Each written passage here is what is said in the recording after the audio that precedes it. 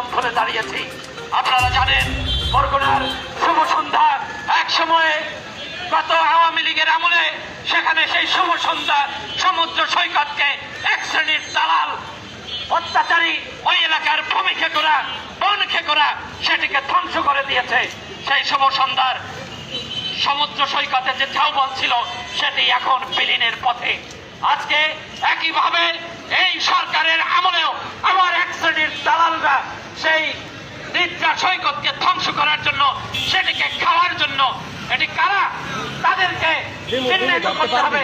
সেই আওয়ামী লীগের দালালরা আজকে আবারও এই বিএনপির আজকে বর্তমান সরকারের সেই ছায়া দলে এসে আশ্রয় নিয়ে আবারও সেই একই ধরনের কর্মকাণ্ড শুরু করেছে।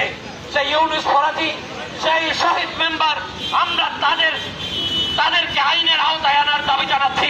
তারা অপরাধ করেও এই বনের জায়গা দখল করে সেখানে পাকা স্থাপনা নির্মাণ করে সেখানে খাল কেটে রাস্তা বানিয়ে এত সুন্দর একটা বনায়ন সেটিকে ধ্বংস করে দিয়ে আজকে আবার পাল্টা সেই পরিবেশ কর্মীদের উপরে তারা নির্যাতন করছে, তাদের বিরুদ্ধে মানববন্ধন করছে।